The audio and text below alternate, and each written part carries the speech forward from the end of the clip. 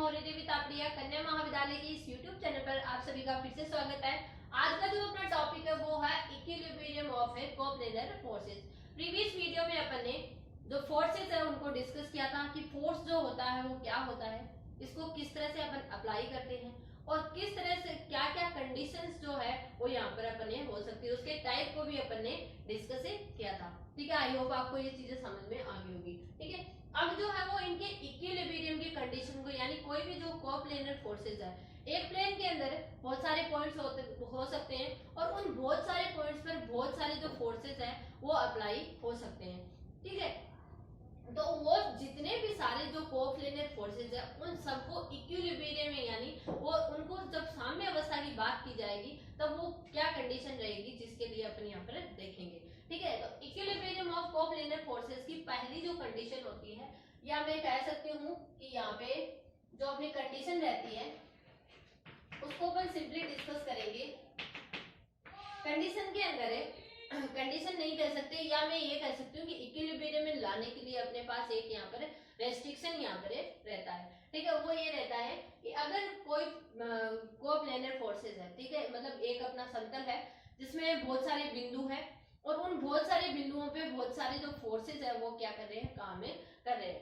ठीक है, तो ये जो बहुत सारे पॉइंट्स है जिन पे अलग अलग फोर्सेस जो काम कर रहे हैं, इन सभी फोर्सेस को किसी एक पर्टिकुलर पॉइंट पर क्या किया जा सकता है, या पॉइंट कह दो या निकाय कह दो, उसके अंदर क्या किया जा सकता है, इसको समानहित किया जा सकता है। ठीक है, ये एक सिंपल सी जो इसकी डेफिनेशन है वो रहती है। इसको अपन यहाँ पर इस तरह से देख सकते हैं। इक्विलिब्रियम के लिए कंडीशन जो है वो यहाँ पे अपन लिखेंगे कि ये किसी पिंड के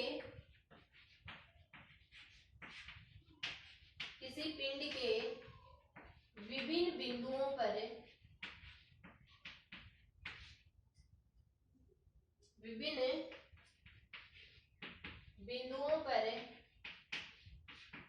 क्रियाशील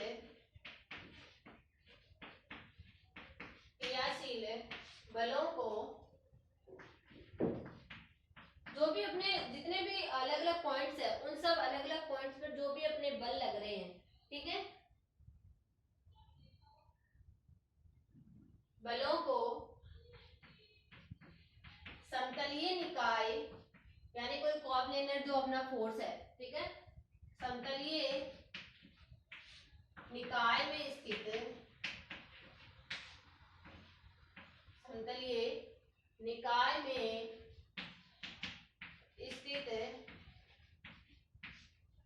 किसी एक बिंदु पर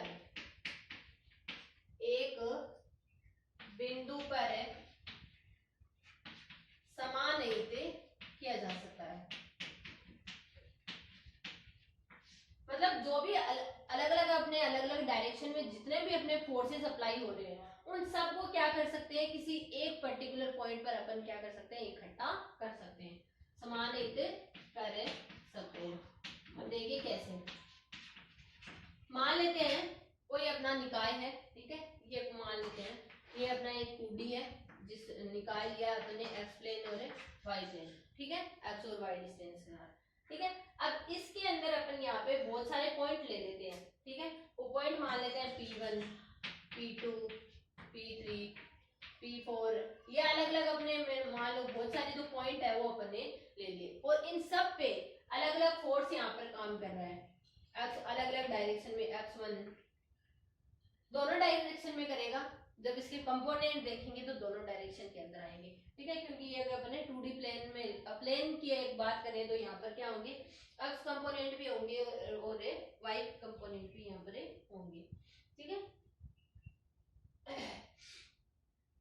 ये अपने पॉइंट है, इन पर मान लो जो फोर्स है वो A1 है, A2, A3 इस तरह से अप्लाई हो रहा है, A1 है, A2, A3, A4, ठीक है, इस तरह से। तो इसका जो जितने भी अपने फोर्सेस है उनका x दिशा में क्या ले लेंगे, कंपोनेंट ले लेंगे, और y दिशा में अपन क्या ले लेंगे, कंपोनेंट ले लेंगे, और फिर उनका क्या निकालेंगे, जो परिणामी बल है उसको यहाँ पर निकालेंगे। तो एक चीज यहाँ पर ध्यान में देखिएगा, परिणामी बल जो निकालने का तरीका होता है, परिणामी बल का फॉर्मूला। तो परिणामी बल जो है उसको अपन निकालेंगे। मान लेते हैं परिणामी बल कैपिटल आर है, तो R x square plus R y square, मतलब एक्स डायरेक्शन में जो उसका कंपोनेंट आता है उसका स्क्वायर, और वाई दिशा में जो उसका कंपोनेंट आता है उसका स्क्वायर, और उसका क्या लेना है, दोनों का एडिशन करके जब अपन अंडर रूट लेते हैं तो वो क्या आता है, इसका पूरा परिणाम, यानी जो समानित करने के बाद किसी एक पर्टिकुलर पॉइंट पर जब उसको अपन समानित कर देते हैं तो वो फोर्स अपने पास फाइंड आउट हो जाता है। ठीक है, और उसकी जो जिस पॉइंट पर अपन ने उसको क्या किया है, समानित किया है, उसकी दिशा भी अपने को निकालनी होती है। तो जो दिशा होती है वो हमेशा अपन जानते हैं कि अपन थीटा की हेल्प से निकालते हैं। तो जो थीटा होगा वो क्या होगा, tan inverse R y upon R x.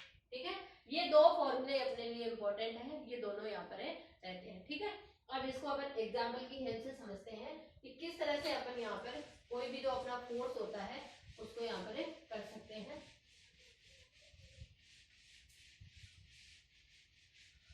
यहाँ पे एक एग्जांपल लेके चलते हैं अपन। एग्जांपल नंबर फर्स्ट ही सॉल्व कर लेते हैं। एग्जांपल नंबर फर्स्ट में देखिए अपने को क्या गिवन है। गिवन है कि एक समबाहु त्रिभुज है, ठीक है, और समबाहु त्रिभुज की तीनों भुजाओं के अकॉर्डिंग क्या लग रहा है, अपना फोर्स लग रहा है। मैं आपको डायग्राम बना के दिखा देती हूँ। यहाँ पे ये अपनी मान लो एक्स एक्सिस है, ये अपनी वाई एक्सिस है। ठीक है, अब देखिए ये अपना क्या है, मान लो समबाहु त्रिभुज है। ठीक है, इसके कंपोनेंट यहाँ पर ए है, यहाँ पर बी है और यहाँ पर सी है। अपन जानते हैं समबाहु त्रिभुज का जो कोण होता है वो कितना होता है, 60 डिग्री होता है, तीनों कोणों का मान। ठीक है, अब ये एक ऐसे जा रहा है, फिर ऐसे जाएगा, फिर ऐसे जाएगा, यही तो इसकी मोमेंट रहती है, अपन सभी इसको जानते हैं। ठीक है, अब देखिए कि बीसी जो है वो कितना है, अपना 13 है, मतलब बीसी के अनुदिश 13 परिणाम का क्या लग रहा है, फोर्स लग रहा है। ठीक है, उसके बाद जो सी ए है उसके अनुदिश 10 का लग रहा है, और ए बी है उसके अनुदिश कितने का लग रहा है, 5 का लग रहा है। ठीक है, अब ये तो अपने यहाँ पे बात हो गई है फोर्स की, परिणाम की। अब अपन क्या करेंगे, इसके कंपोनेंट तो अपने को निकालने पड़ेंगे ना। कंपोनेंट अपन जब निकालेंगे आर एक्स और आर वाई, ठीक है, उनको देखे कैसे फाइंड आउट करेंगे। तो सबसे पहले अपन बात करते हैं आर एक्स की। तो यहाँ पे अब आर एक्स देखिए, आर एक्स पहले अपन बीसी के साथ देखते हैं। तो जब अपन बीसी के साथ देखेंगे तो यहाँ पे अपन देखेंगे ये वाला, देखिए एक्स एक्स के साथ कितना कोण बना रहा है, 0 डिग्री कोण बना रहा है, ऑब्वियस सी बात है। तो यहाँ पर अपन जब इसको लिखेंगे, और अपन जानते हैं एक्स डायरेक्शन में जो कांस्टेंट होता है उसको अपन किससे निकालते हैं, कोस से निकालते हैं, और जो वाई दिशा में जो डायरेक्शन होती है उसको अपन साइन से निकालते हैं। जनरली ये चीज अपन जानते हैं, जब अपन कंपोनेंट डिवाइड सीखते हैं तो ये चीजें अपने को पता होती है।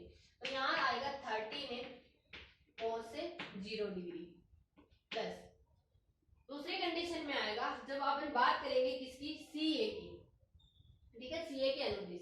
तो जब अपन सी ए की बात करेंगे तो देखिए जब अपनी डायरेक्शन ये रहती, ठीक है, तब अपन ये वाला कोण जो है वो काम में लेते, लेकिन अपनी डायरेक्शन क्या है, ये है, तो अपन जो इसके बाहर वाला जो कोण है उसको यहाँ पर काम में लेंगे। ठीक है, ध्यान रखिएगा इस चीज को।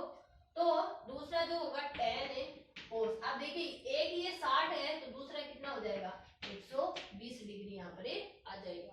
ठीक है, और तीसरा देखिए यहाँ पे तीसरी जो कंडीशन है वो अपने AB के साथ जाएगा। तो AB की देखिए डायरेक्शन के अंदर क्या होगी, ये पहले वाली डायरेक्शन की क्या है, उल्टी डायरेक्शन है।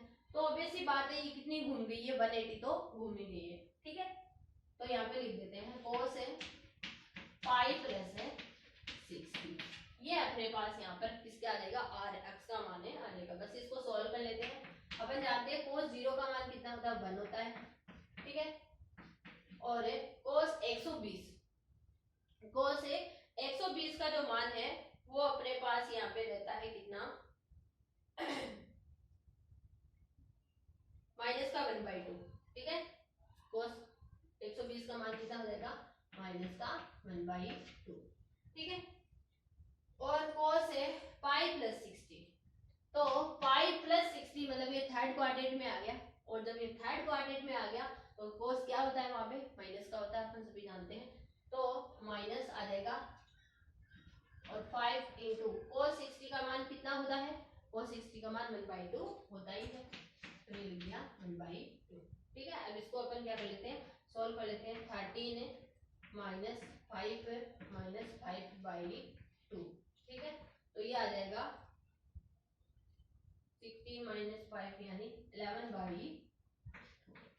ये अपने पास का आंसर ही आ जाएगा। कौन सा, ये कौन सा कंपोनेंट आया अपने पास में, अभी तो ये वाला आर एक्स वाला कंपोनेंट आया। ठीक है, इसी तरह से अपन क्या निकालेंगे, सेम आर वाई निकालेंगे। बस एंगल्स तो यही रहने हैं अपने, सिर्फ कोस की जगह क्या आ जाएगा, साइन आ जाएगा। ठीक है, तो यहाँ आ जाएगा 13 sine 0 degree plus 10 sine 120 degree plus 5 cos sine 5 plus 60 degree. ठीक है, अब इसको सॉल्व कर लेते हैं। अपन जानते हैं साइन 0 का मान क्या होता है, 0 होता है। ठीक है, 10 साइन 120 डिग्री, तो 120 जो है 120 में अपना साइन जो है वो पॉजिटिव रहेगा। ठीक है, तो यहाँ पे आएगा √3/2 प्लस यहाँ पे साइन 180 के बाद चला गया तो यहाँ पे आ जाएगा माइनस का साइन लगा देते हैं। 5 और साइन 60 का मान कितना होता है, √3/2। तो जब अपन इसको सॉल्व करेंगे, ठीक है, अपन इनको सॉल्व करेंगे तो अपने पास आ जाएगा 5√3/2। ये वैल्यू तो क्या हो जाएगी अपनी, 0 हो जाएगी ना, तो अपने पास कितना आ जाएगा, 5√3/2 आ जाएगा। ठीक है, तो अपन क्या निकालेंगे, अब इसका परिणामी जो बल होता है उसको निकालेंगे। मैंने अभी आपको इस चीज का फॉर्मूला बताया था। तो परिणामी बल, परिणामी बल R क्या होगा, √RX² प्लस R/2। तो लिख देते हैं वैल्यू 11/2 का होल स्क्वायर प्लस 5√3/2 का होल स्क्वायर। सॉल्व करते हैं, ये होगा 121/4 और ये होगा 75/4।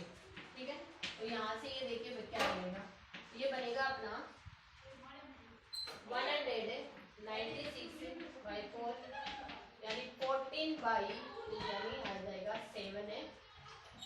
ठीक है, ये अपना यहाँ पर है तो भार जो है वो यहाँ पर आ जाएगा 7 किलोग्राम भार। क्लियर है? ये अपने पास क्या आ गया, उसका परिमाण आ गया है। ठीक है, अभी जो आया है ये क्या आया अपने पास में, परिमाण आया है। अब यहाँ पर अपन क्या निकालेंगे, इसकी डायरेक्शन को भी निकालेंगे। तो देखिए डायरेक्शन जो होती है उसको कैसे फाइंड आउट, तो डायरेक्शन के लिए भी मैंने आपको फॉर्मूला बताया था, theta equals to tan inverse RY/RA। बस वैल्यू पुट कीजिए, tan इनवर्स है y का मान आया था अपने 5√3/2 और RX का मान आया था 11/2। तो बस इनको रख दीजिए, तो tan इनवर्स 5√3/11 ये क्या आ जाएगी, अपनी डायरेक्शन जो है वो यहाँ पर आ जाएगी। ठीक है, तो ये था अपना आज का video equilibrium of coplanar forces के लिए। कोई भी जो अपने कोप्लेनर के अंदर जितने भी अपने फोर्सेस अप्लाई होते हैं उन सभी फोर्सेस के लिए जो इक्विलिब्रियम है वो अपन किस कंडीशन में बना सकते हैं, परिणामी बल जो है उसको अपन किस तरह से फाइंड आउट कर सकते हैं। आई होप आपको ये समझ में आया होगा। आप इस वीडियो को ध्यान से देखना और कुछ भी नहीं समझ में आता तो शेयर कीजिएगा। Thank you so much.